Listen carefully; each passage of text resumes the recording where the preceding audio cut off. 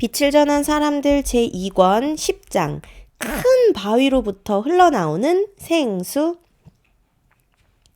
모세가 아침에 일어났을 때에 이스라엘 백성을 인도하는 구름 기둥이 번쩍거리는 모습을 보게 되었습니다. 이렇게 구름 기둥이 번쩍거린다는 것은 곧 장소를 옮겨 이동한다는 의미입니다. 모세는 이스라엘의 장로들을 불러 모았습니다. 오늘 구름 기둥의 모습을 보니 이제 우리가 이곳을 떠나 다른 곳으로 갈 시간이 된 것 같습니다. 장로님들께서는 지파별로 이동을 할 수 있도록 잘 지도해 주시기를 바랍니다. 모세의 장막을 나온 장로들은 각 지파로 흩어져 백성이 짐을 꾸릴 수 있도록 안내했습니다. 아빠, 우리 또 이사 가는 거예요? 그래, 우리는 곧 새로운 곳으로 이사를 가게 될 거란다. 와, 신난다, 아빠. 우리가 새로 이사 가는 곳은 어떤 곳일까요? 아빠도 아직 가보지 않아서 잘 모르겠는걸. 하지만 하나님께서 인도하신 곳이니 분명 좋은 곳일 거야. 자, 이제 너도 짐을 꾸리는 것을 도와주렴. 네, 아빠. 집집마다 이삿짐을 싸느라 분주합니다. 드디어 구름 기둥이 움직이기 시작했습니다. 구름 기둥은 천천히 앞으로 향하여 나아갔습니다.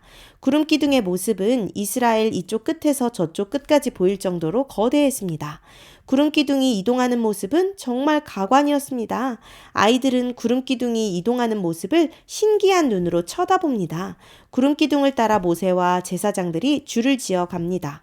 그리고 제사장들을 따라 각 지파들이 줄을 지어 나아갑니다. 그 줄이 얼마나 긴지 끝이 보이지 않을 정도입니다. 이제 이스라엘 백성은 신광야를 떠나 새로운 곳으로 가게 됩니다. 이스라엘 백성은 오랜 시간을 걸었습니다. 오랜 시간 걷다 보니 탈진하여 쓰러지는 사람도 있었습니다. 물 좀 가져오세요. 여기 사람이 쓰러졌어요. 정말요? 큰일이네요. 빨리 물 좀 가져오세요. 다행히 쓰러진 사람은 물을 마시고 정신을 차렸습니다. 고맙습니다. 물을 마시니 이제야 살 것 같네요.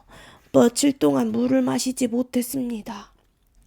모세, 큰일입니다. 물이 점점 떨어져 갑니다. 그래요? 걱정하지 마세요. 하나님께서 우리를 좋은 곳으로 인도하실 겁니다. 드디어 구름 기둥이 멈추어 섰습니다. 구름 기둥이 멈춘 곳은 르비딤이라는 곳이었습니다. 이스라엘 백성은 서둘러 장막을 쳤습니다.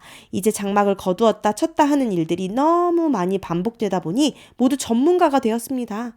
아이들도 이제는 아빠를 도와서 장막을 잘 칠 수 있었습니다. 아이들과 아버지가 장막을 치는 동안 어머니들은 살림살이를 정리했습니다. 이제 이곳에서 여러 날 살게 될 것입니다. 멀리 정탐을 나갔던 젊은이들이 모세의 장막으로 모였습니다. 그래, 내가 찾으라고 했던 것은 찾아보았느냐? 모세, 아무리 찾아도 이곳에서는 우물이나 개울가를 볼 수 없었습니다.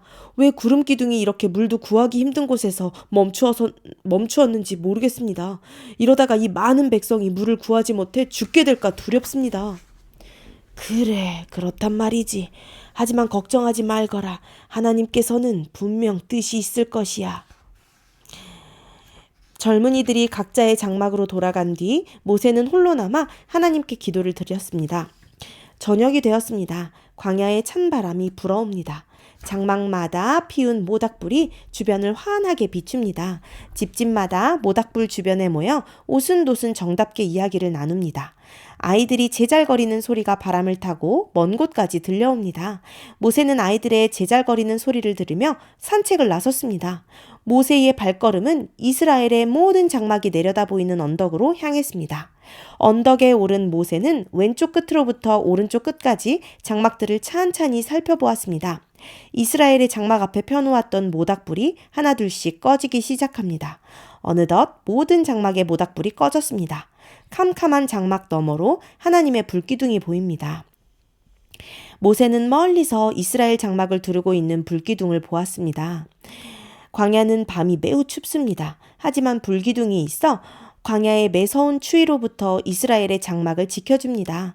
모세는 오랜 시간 동안 언덕 위에서 밤하늘의 별을 보다 장막으로 돌아왔습니다. 3일이 지났습니다. 이스라엘의 젊은이들은 모세의 지시에 따라 계속해서 물을 구하러 다녔습니다.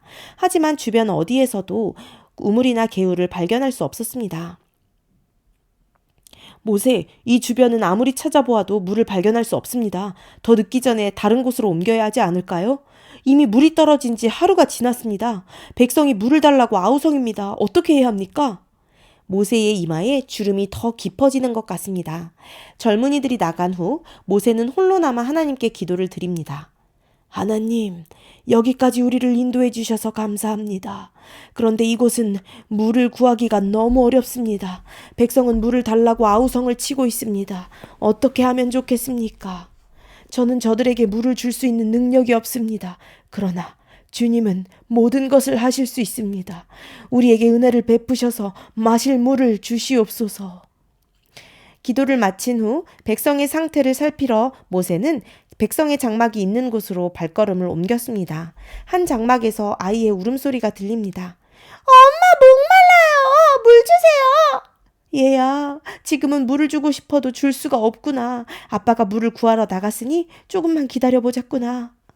모세는 계속해서 걸음을 옮겼습니다. 그때 한 무리의 사람이 싸우고 있는 모습이 눈에 들어왔습니다. 우리 아이가 물을 마시지 못해 죽어가고 있어요. 제발 물 좀 나눠주세요. 우리도 먹을 물이 넉넉하지 못한데 어떻게 물을 나눠줍니까? 그럴 수 없습니다. 그래도 그렇지 우리 아이에게 당장 물을 먹이지 못하면 죽는단 말이오. 그것은 내 알 바 아니오. 빨리 돌아가시오. 다투던 사람들이 모세를 발견했습니다. 모세, 제발 물 좀 주세요. 왜 우리를 이곳으로 인도해서 목말라 죽게 하는 것이에요? 지금 집집마다 물을 구하지 못해 쓰러지는 사람이 속출하고 있습니다. 이 사태를 어떻게 하면 좋겠습니까? 사람들이 성난 목소리로 모세를 향해 불만을 이야기합니다. 모세는 서둘러 그 자리를 피해 장막으로 돌아왔습니다. 모세는 다시 하나님께 무릎을 꿇었습니다. 모세의 기도는 몇 시간 동안 계속되었습니다. 어느덧 해가 지고 저녁이 되었습니다. 모세의 장막 밖에서는 물을 구하지 못해 많은 사람이 찾아와 아우성을 치고 있었습니다. 그러나 여전히 모세는 하나님께 계속해서 기도만 했습니다. 모세의 기도는 늦은 밤이 되어서야 마쳤습니다. 아우성을 치던 사람들도 늦은 밤이 되어 모두 각자의 장막으로 돌아갔습니다. 모세는 장막을 나와 다시 언덕으로 오릅니다. 캄캄한 장막 너머로 여전히 하나님의 불기둥이 활활 타오르고 있었습니다. 모세는 하늘의 별을 보며 다시 하나님께 기도를 드렸습니다. 하나님, 불쌍한 이스라엘 백성에게 물을 주시옵소서. 모세야, 내가 너의 수고를 잘 아노라. 이스라엘 백성의 고통 또한 잘 알고 있노라. 하지만 그들에게 단련의 시간이 필요하다. 그래서 나는 이스라엘 백성을 이곳으로 인도한 것이란다. 이곳은 물도 없고 음식을 구할 곳도 없다. 내가 매일 내려주는 만나가 아니고서는 살아갈 수 없는 곳이다. 또한 물도 그렇다. 내가 너의 기도를 들었고 이제 그 기도에 응답하여 너희가 살 수 있는 물을 줄 것이다. 너는 지팡이를 가지고 언덕 반대편에 있는 바위산으로 가라. 이스라엘 백성이 보는 가운데 너는 지팡이를 들어 바위를 치거라. 그러면 바위에서 이스라엘 백성이 풍족히 마실 수 있는 물이 흘러나올 것이다.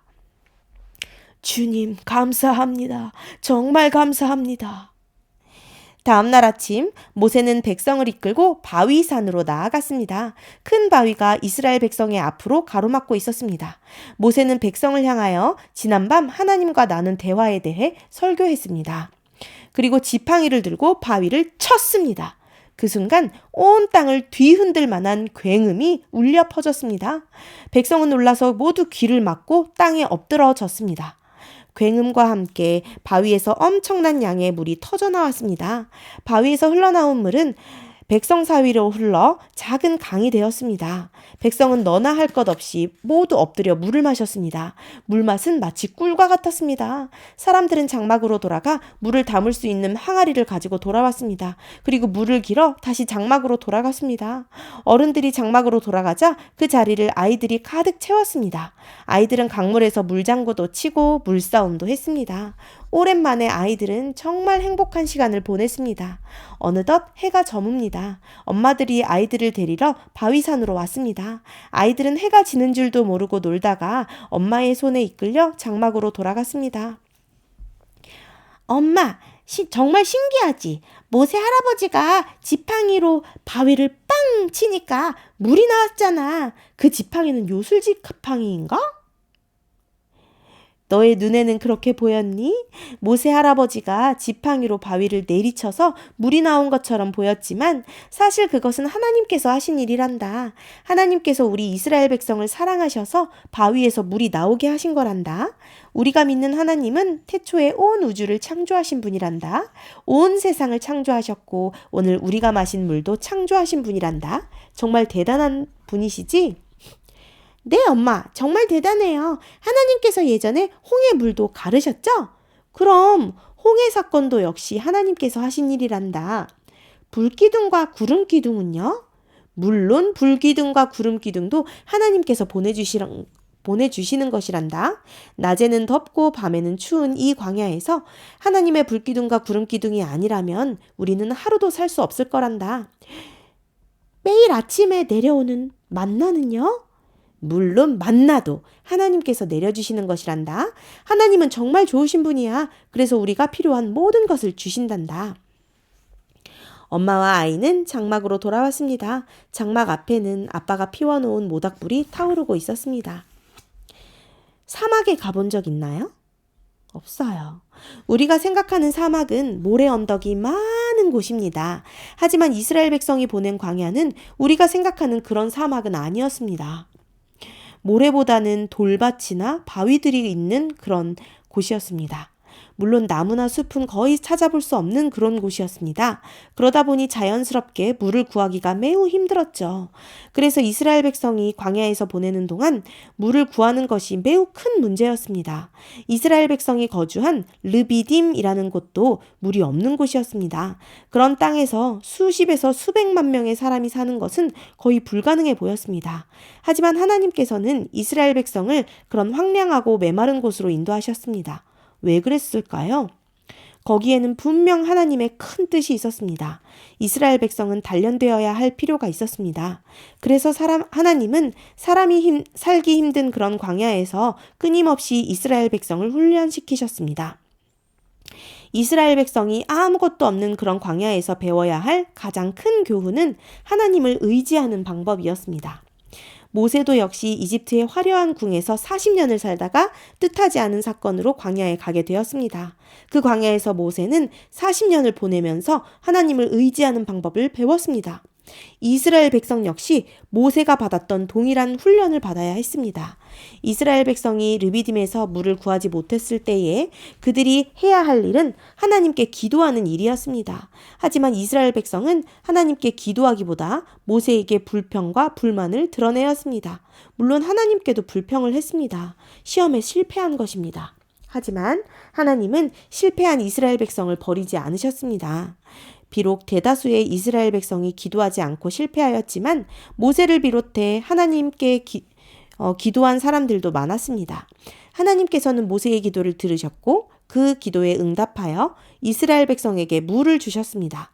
이스라엘 백성은 그 장소의 이름을 마사와 무리다라고 이름을 지었습니다. 마사는 시험, 그리고 무리바는 다툼이에요. 그래서 시험과 다툼이라고 지은 겁니다. 마사와 무리바. 자신들의 범죄와 잘못에 대한 반성의 의미가 담긴 이름입니다.